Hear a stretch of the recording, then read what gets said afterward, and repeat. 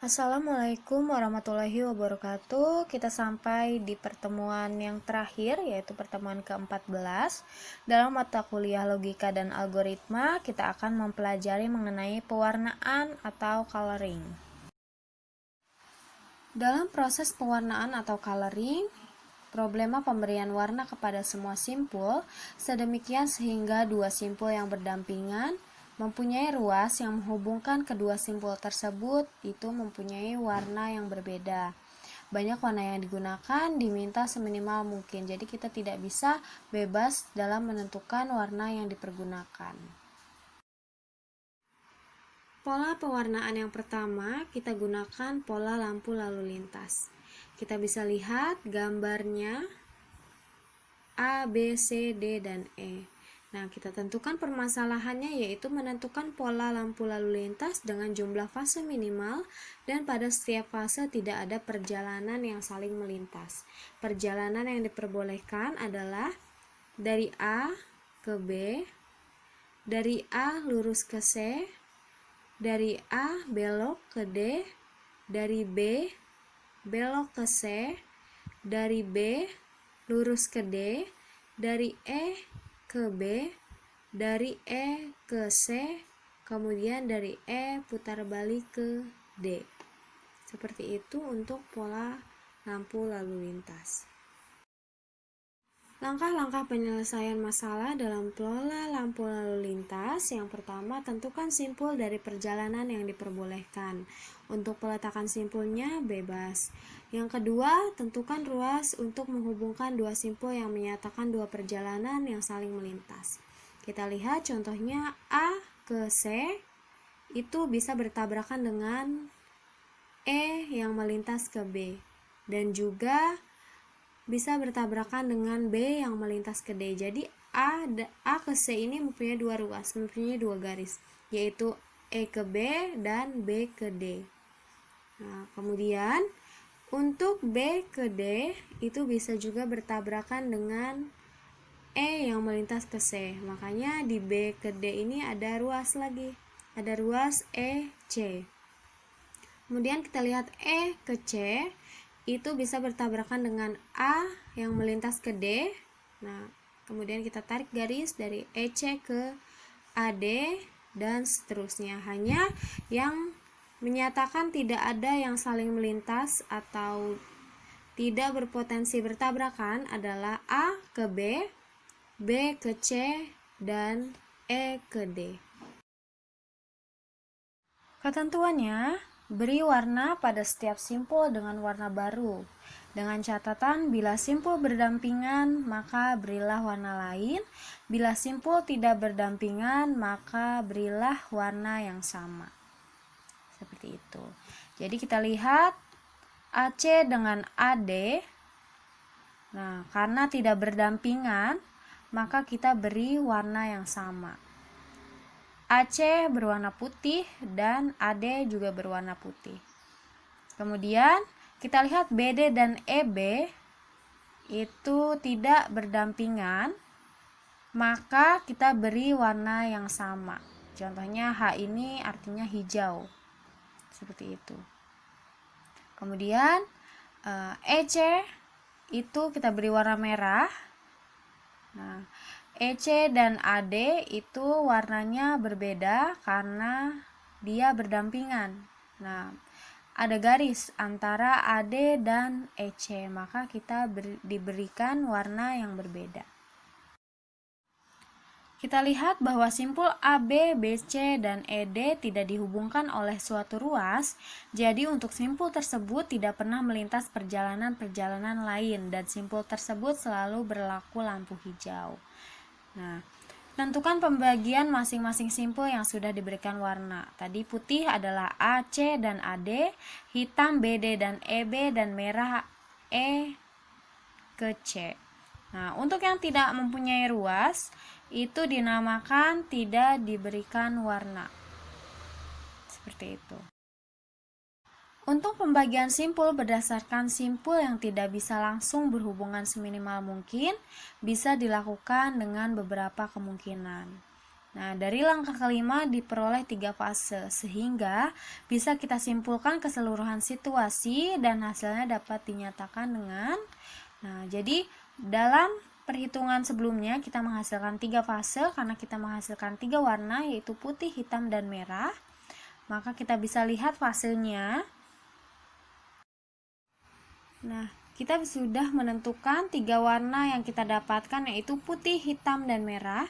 Putih diambil oleh AC dan AD, hitam BD dan EB, sedangkan merah adalah EC. Kemudian kita tentukan warna di fase 1, 2, dan 3. Kita tentukan untuk warna hijau dalam fase 1 yaitu ada AC, AD, karena kita mendapatkan yang putih itu adalah AC dan AD. Kita masukkan di fase hijau.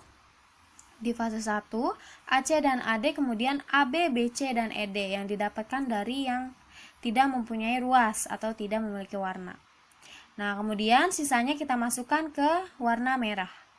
Nah, kita lihat juga fase kedua. Fase kedua adalah warna hitam. Nah, BD dan EB kita bisa lihat di slide sebelumnya.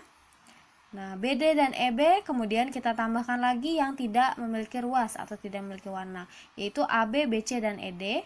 Kemudian sisanya AC, AD, dan EC kita masukkan ke lampu merah. Nah, nanti kita lakukan sama juga di fase ketiga. Fase ketiga adalah warna merah, yaitu EC. EC kemudian kita tambahkan di fase ketiga yang warna hijau, yaitu yang tidak memiliki ruas, sama seperti sebelumnya, AB, BC, dan ED. Dan sisanya masuk ke warna merah, AC, AD, BD, dan EB. Contoh yang kedua yaitu tabel penjadwalan ujian. Kita bisa lihat tabelnya dengan penjelasan, yaitu 6 kolom yang dilambangkan dengan huruf menunjukkan nama mata kuliah. Jadi A, B, C, D, E, dan F adalah mata kuliah, dan 8 baris yang ditunjukkan dengan angka adalah mahasiswa. Nah, 1, 2, 3, 4, 5, 6, 7, 8 ini adalah jumlah mahasiswa. Dan keterangan angka 1 pada tabel menunjukkan tentang mata kuliah yang diambil. Dan angka 0 pada tabel berarti mata kuliah yang tidak diambil. Contohnya, mahasiswa 1 mengambil mata kuliah B dan mengambil mata kuliah E. Nah, sedangkan yang mata kuliah A, C, D, dan F itu bernilai 0. Nah, berarti tandanya dia tidak mengambil mata kuliah tersebut. Permasalahan dalam tabel penjadwalan ujian. Yang pertama, ada mahasiswa yang mengambil 2 mata kuliah sekaligus. Nah, tim pembuat jadwal harus membuat jadwal ujian yang sesuai agar jadwal ujian mahasiswa tidak bentrok. Syaratnya tidak boleh ada mahasiswa yang mengikuti 2 ujian pada waktu yang bersamaan. Nah, penyelesaiannya yang pertama menggambarkan simpul yang menunjukkan mata kuliah, kemudian membuat ruas atau garis penghubung yang menyatakan ada mahasiswa yang memilih kedua mata kuliah itu, kemudian memilih simpul yang berwarna sama. Simpul yang berwarna sama menunjukkan tidak ada mahasiswa yang mengambil mata kuliah tersebut secara bersamaan. Nah, berarti ini artinya boleh dijadwalkan pada waktu yang sama. Nah, sekarang kita mulai gambar simpul tabel penjadwalan ujian. Nah, untuk penomoran simpulnya atau posisinya itu boleh bebas. Jadi contohnya di sini A itu di atas dan F di bawah. Boleh kalian tukar posisinya, F yang di atas atau A yang di bawah, atau F boleh mau di kanan, mau di kiri, itu bebas. Jadi tidak usah terpaku dengan contoh. Nah, kita lihat tabel mahasiswa dan mata kuliah. Nah, kita lihat mahasiswa 1 mengambil mata kuliah B dan E. Maka kita berikan garis atau kita tarik ruas dari B ke E. Nah, seperti itu. Kemudian kita lihat mahasiswa kedua, yaitu mahasiswa kedua mengambil mata kuliah C dan D. Maka kita tarik garis dari C ke D. Mahasiswa ketiga mengambil mata kuliah A dan E. Maka kita tarik garis A ke E, dan seterusnya sampai ke mahasiswa ke-8. Penjelasannya, apabila terdapat 2 buah simpul yang dihubungkan oleh ruas, maka ujian kedua mata kuliah tidak dapat dibuat pada waktu yang bersamaan. Nah, beri warna pada masing-masing simpul. Apabila warna berbeda diberikan pada simpul yang menunjuk pada waktu ujiannya berbeda. Warna yang digunakan harus seminimal mungkin. Nah, jadi sama untuk setiap proses itu penggunaan warnanya harus seminimal mungkin. Nah, catatannya simpul yang berdampingan tidak boleh berwarna sama. Hasil graf dari tabel penjadwalan ujian dengan warna. Nah, sebelum memberikan warna kita harus menekankan bahwa simpul yang berdampingan tidak boleh berwarna sama. Nah, seperti itu. Nah, maka contohnya simpul A itu berdampingan dengan E, maka kita tidak bisa memberikan warna yang sama. Jadi A diberikan warna putih dan E diberikan warna merah. Sedangkan E dan F itu tidak berdampingan, jadi kita bisa memberikan warna yang sama. Jadi E merah dan F merah. Sama juga dengan halnya D, C, dan B. Seperti itu.